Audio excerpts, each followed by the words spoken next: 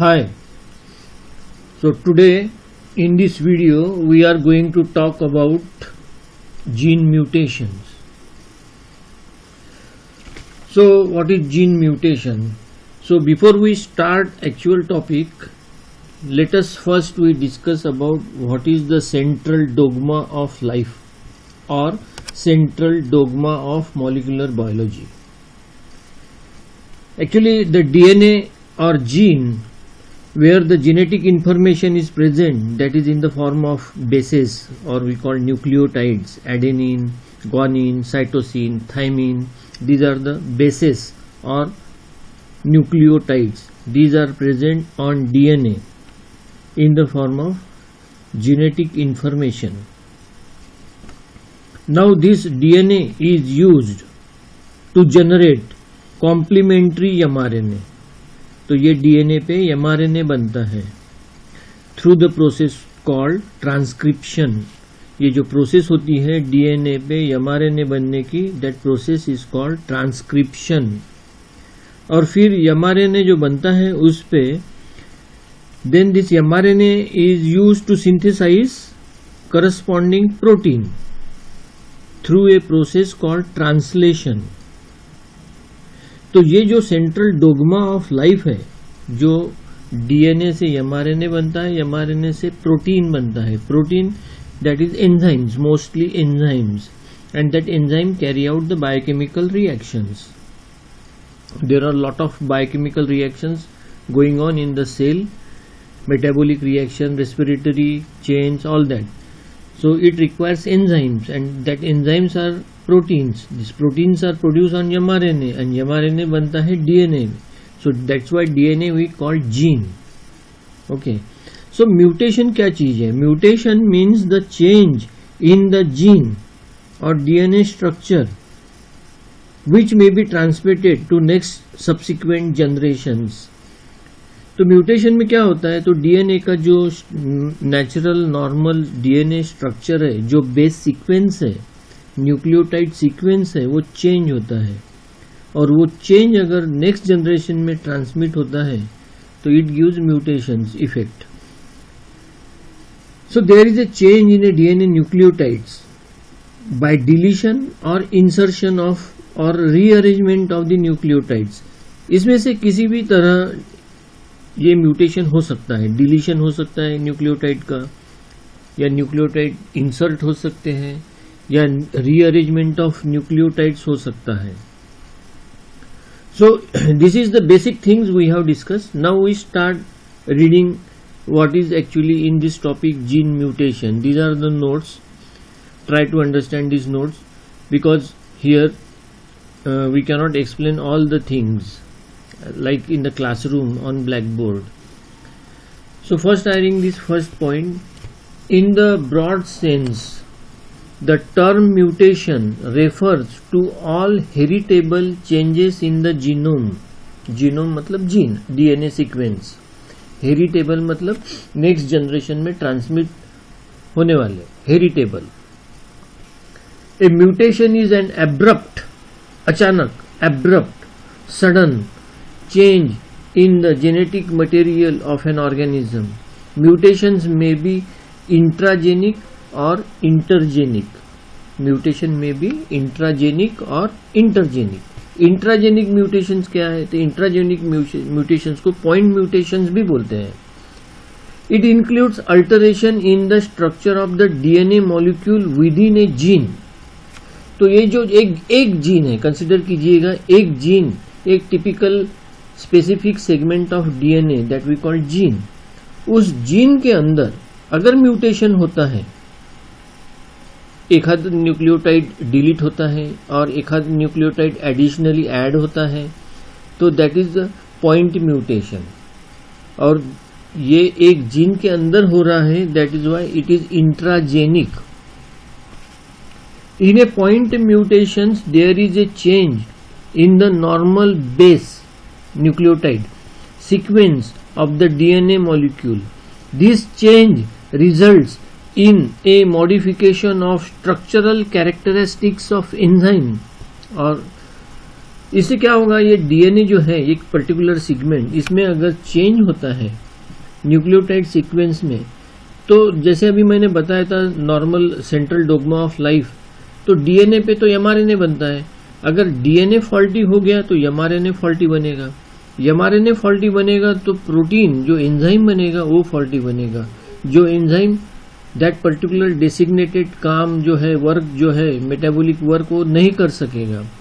जैसे हमने इसके पहले देखा है जीन म्यूटेशन, जैसे सिकल सेल एनीमिया में जीन म्यूटेशन की वजह से होता है।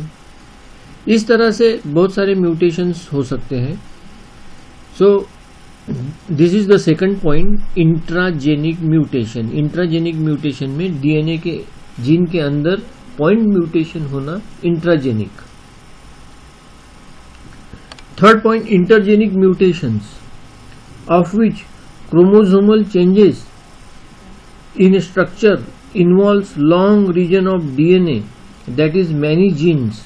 These include deletion or addition of segment of chromosome.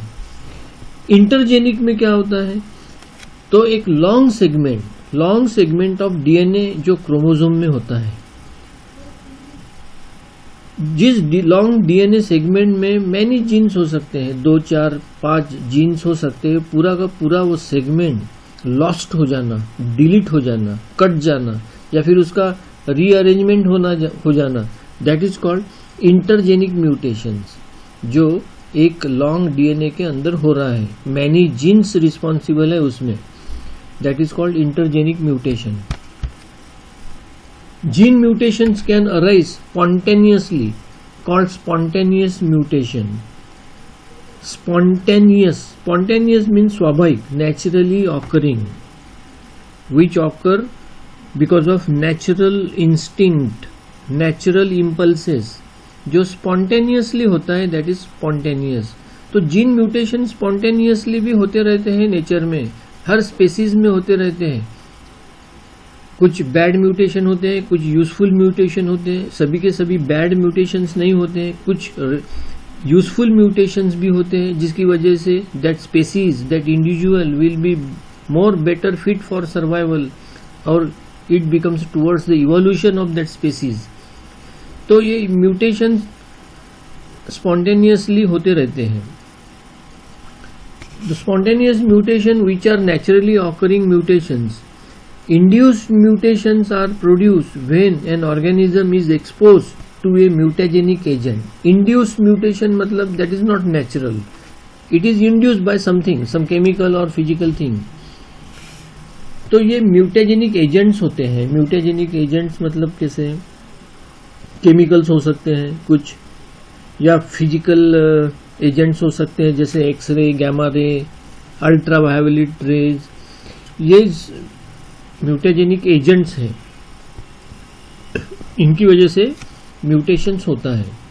Most of the spontaneous errors और mutations are corrected by cellular repair system.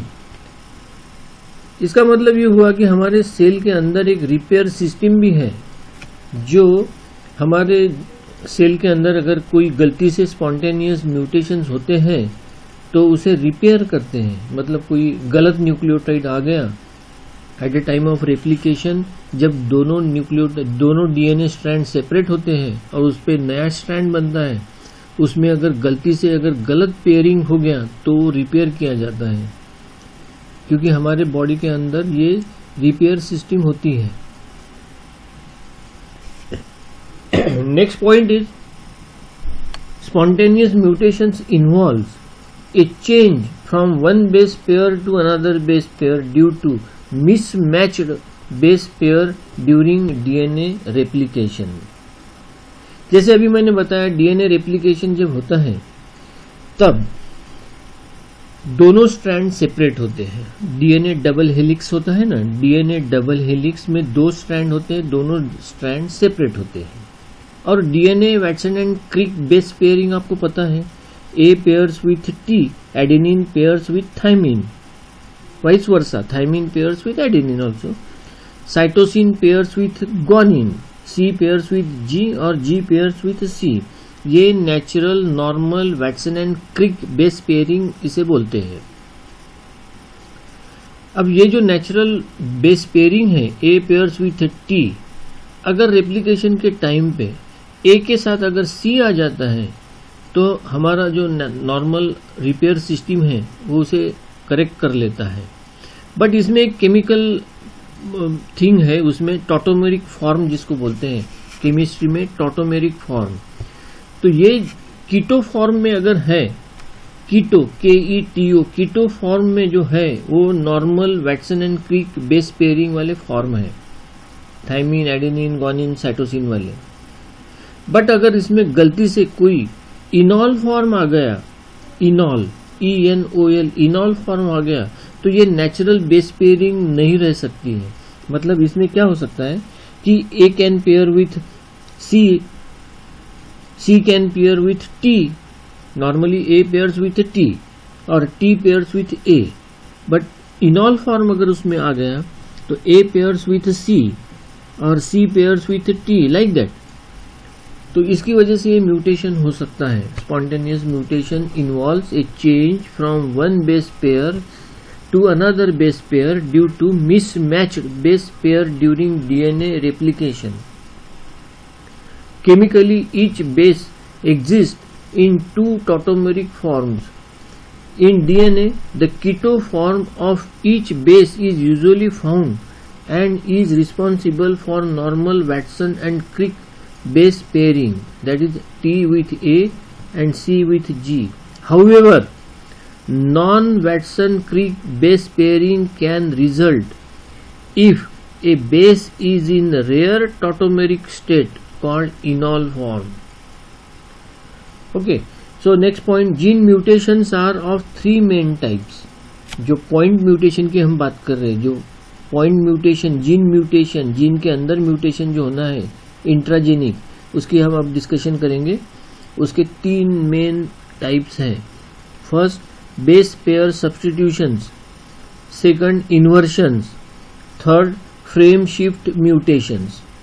So first one is base pair substitution, inversions and frame shift mutations.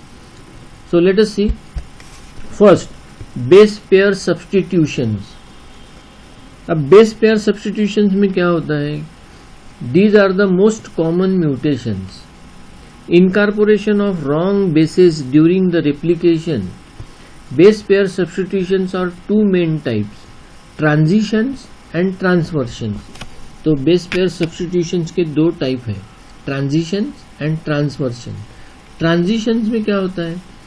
If purine base is replaced by another purine, adenine replaced by guanine, because adenine and guanine they are purines. Adenine if replaced by guanine or guanine is replaced by adenine in the DNA segment, or similarly pyrimidine by another pyrimidine, T is replaced by C or C is replaced by T, then that mutation or that substitution is called transition. तो इसका मतलब अगर purine के साथ purine replace होता है और pyrimidine के साथ पायरिमिडिन रिप्लेस होता है तो उसे ट्रांजिशन म्यूटेशन बोलते हैं। एग्जाम्पल यहाँ है डीएनए सेगमेंट, एग्जाम्पल के तौर पे दिया है डीएनए सेगमेंट, ओरिजिनल फ्रेम लिखा है, मतलब ओरिजिनल फ्रेम मतलब ये डीएनए सीक्वेंस है। अब समझने के लिए इस तरह से लिखा है इसे CAT GAT, cat gat cat gat, ये C mean cytosine, adenine, thymine, guanine, adenine, thymine. अब समझने के लिए इस तरह से लिखा है, इसमें ऐसे कोई गैप नहीं होती है, ये कंटिन्यूअस सीक्वेंस होता है, बट जस्ट फॉर अंडरस्टैंडिंग, सिर्फ समझने के लिए इस तरह से लिखा है। और कैट गैट वर्ड फॉर्म में, बिकॉज ये ट्रिपलेट कोडॉन होता है ना, ये ट्रिपलेट कोडॉन 3 वर्ड 3 लेटर्स का न्यूक्लियोटाइड लिखा है इसमें। तो यहां पर adenine, this is purine, this purine is replaced by another purine, A is replaced by G. So now this nucleotide GAT becomes GGT. GAT becomes GGT. So this is a transition mutation. Transversion. Transversion में क्या होता है? If purine base is substituted by pyrimidine or vice versa, that is called transversions mutations. मतलब हमने पहले previous case में purine to purine, pyrimidine to pyrimidine replacement देखा था। अब यहाँ पे A is a purine, here in the original frame A is a purine, but it is not replaced by G, it is replaced by pyrimidine T is a pyrimidine, thymine. GAT is become GTT. So this mutation, this point mutation is called transversions. Now next is inversions. If a segment of DNA is removed and reinserted in the reverse direction, it results in an inversions. For example, ये original frame of DNA, इसमें ये है gate, GAT gate, मतलब nucleotide sequence triplet codon. ये यहाँ से निकल जाता है और रिवर्स इंसर्ट होता है। रिवर्स मतलब यहाँ T जो है इधर आ गया, GAT becomes TAG, GAT becomes TAG, that is called inversions. If a segment of DNA is removed and reinserted in a reverse direction, that results into inversions. Frame shift mutations. Frame shift mutations, here frame shift मतलब क्या, थोड़ा सा introduction हम इसके बारे में दे सकते हैं। एक डीएनए सेगमेंट कंसिडर कीजिएगा। For example this is a DNA segment 5 prime and, इसका एक एंड इसको बोलते हैं 5 prime and, and this is 3 prime and. अब सपोज यहाँ पे 100 न्यूक्लियोटाइड सीक्वेंस है, 100 न्यूक्लियोटाइड्स में अगर एक न्यूक्लियोटाइड 25 नंबर वाला निकल जाता है, 25th नंबर वाला न्यूक्लियोटाइड निकल जाता है, तो 24 तक तो कोई फर्क नहीं पड़ेगा, 24 तक तो सब नॉर्मल है, बट 25th के आगे सब डिस्टर्ब हो जाएगा। That is called frame shift mutation. Frame shift mutation, a mutation in which there is a deletion और इंसर्शन ऑफ वन और few nucleotide is called frame shift mutations. There is a complete shift in the reading frame मतलब DNA का जो reading frame है, information वो सब change हो जाएगी। This results in a change of protein synthesis, जो सिंथेसाइज होने वाला प्रोटीन है वो भी गलत हो जाएगा। The protein is usually non functional. Since translation takes place from 5 prime to 3 prime direction, a frame shift mutation near the 3 prime end of the gene results an alteration at the terminal part of the gene only. This may be result in the synthesis of functional protein. इसका क्या मतलब हुआ, जैसे ये protein, ये DNA segment है 5 prime to 3 prime, अगर gene mutation 25th number पे होता है तो आगे सब 75 में चेंज हो जाएगा, तो रॉन्ग प्रोटीन बनेगा।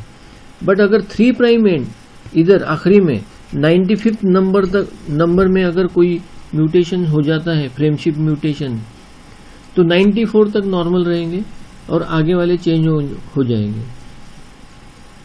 सो this is we can explain through this example. 2 examples are given here. One, this deletion example.